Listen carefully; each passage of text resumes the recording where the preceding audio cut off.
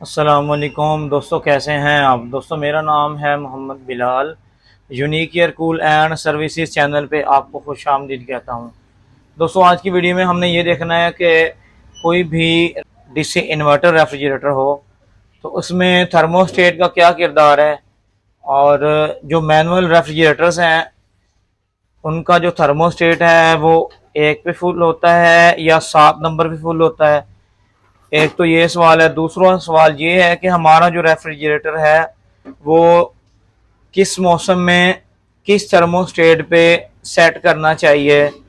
और तीसरा सवाल ये है कि क्या हम थर्मोस्टेट की मदद से अपने फ्रिज की कूलिंग कंट्रोल कर सकते हैं। और चौथा सवाल ये है कि थर्मोस्टेट का जो किरदार है क्या ये इलेक्ट्रिसिटी के साथ जुड़ा होता है। तो दोस्तों, आपको इन तमाम सवालात के जवाब मिलेंगे। रोज़मर्रा ज़िंदगी में रोज़ लोगों के बेशुमार लोगों के ये कमेंट्स आते हैं। जी तो दोस्तों, चलिए हम आपको इन तमाम सवालात के जवाब देते हैं। अब सबसे पहला जो सवाल है कि हमारा जो रेफ्रिजरेटर है वो 1 पॉइंट पे फुल होता है या कि 7 पॉइंट पे फुल होता है।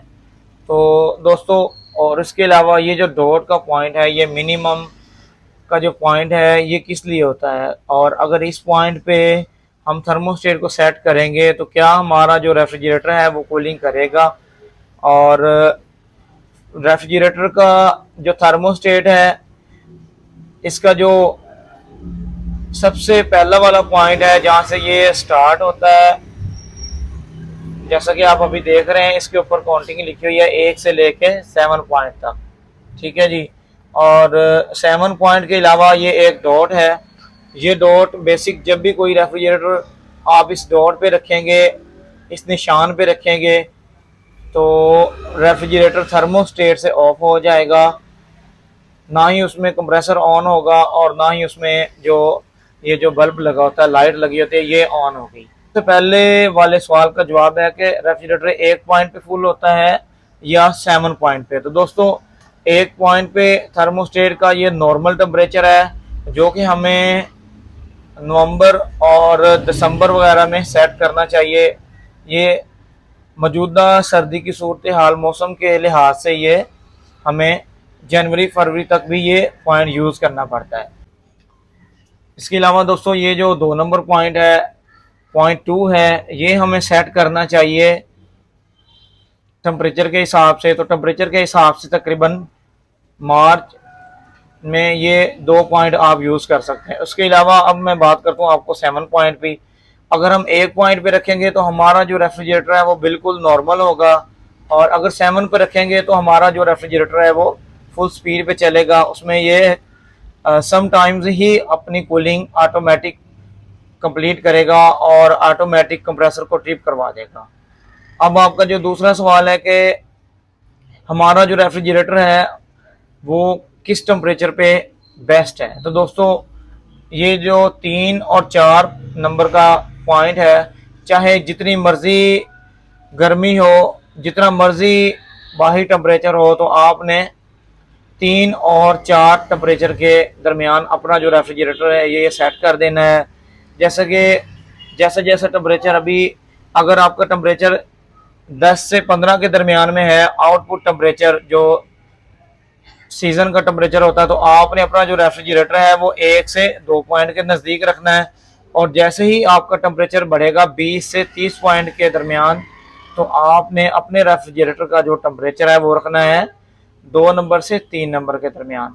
और जैसे ही हमारा टेम्परेचर अप होता है तो मौसम के लिहाज से हमने, अगर आपका 30 और 40 के दरमियान टेम्परेचर जा रहा है तो हमने रखना है 4 और 5 के दरमियान।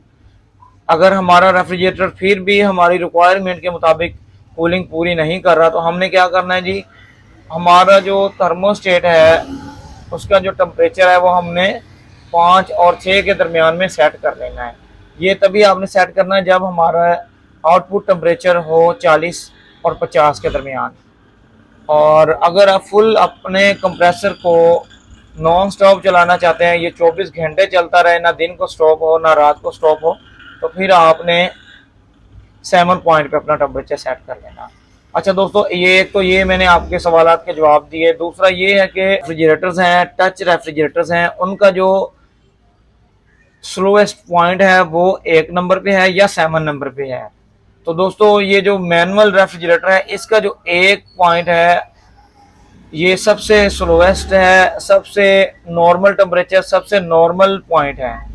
और अगर हम इसको 7 पे फुल करेंगे तो हमारा जो फ्रिज है ये फुल स्पीड पे चलता है। और जी, अगर हमने अपने रेफ्रिजरेटर का जो थर्मोस्टेट का 7 नंबर पे पॉइंट सेट किया हुआ है तो हमारा जो रेफ्रिजरेटर है ये नॉन स्टॉप चलता है और ऑटोमेटिक नहीं होता। और सेम यही पोजीशन इसके अपोजिट आपने लेना। अगर आपके पास टच रेफ्रिजरेटर है, चाहे वो किसी भी ब्रांड का हो, उसमें यह है कि उसका जो सबसे फास्ट पॉइंट है वो 1 नंबर पे होता है।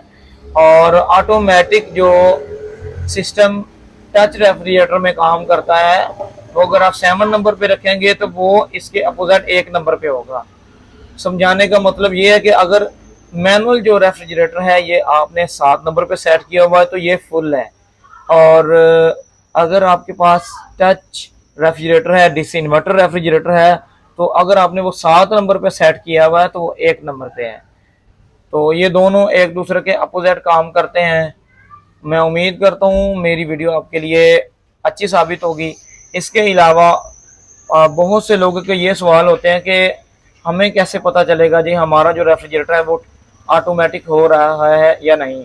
तो दोस्तों, आपने क्या करना, अगर आपका रेफ्रिजरेटर 7 नंबर पे है तो आपने इस नाब की मदद से अपने रेफ्रिजरेटर को 1 नंबर पे सेट कर देना है।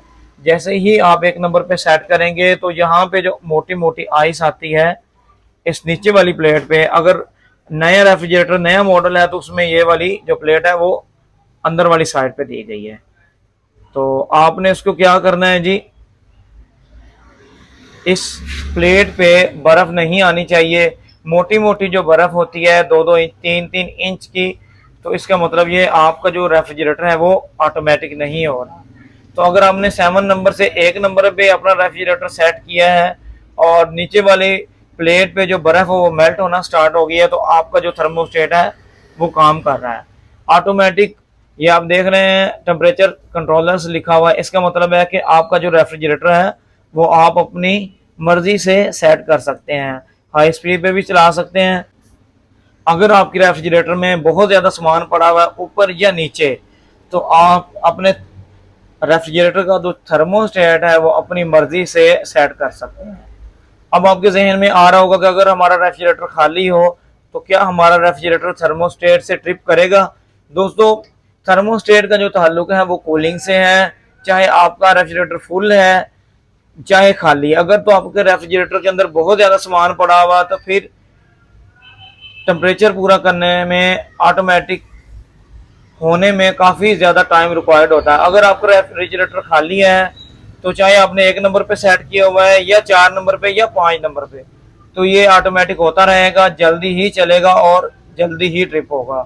तो दोस्तों, मैं उम्मीद करता हूँ मेरी वीडियो आपको पसंद आई होगी। अगर मेरी वीडियो आपको पसंद आई है तो मेरा चैनल लाजमी सब्सक्राइब कीजिएगा और पास दिए गए बेल आइकन पर प्रेस कीजिएगा ताकि मेरी नई नई वीडियोस आप तक बआसानी पहुंचती रहें और आपकी इंफॉर्मेशन में इजाफा होता रहे। तो नई वीडियो तक मिलते हैं दोस्तों, अपना ख्याल रखिएगा। अल्लाह हाफिज़।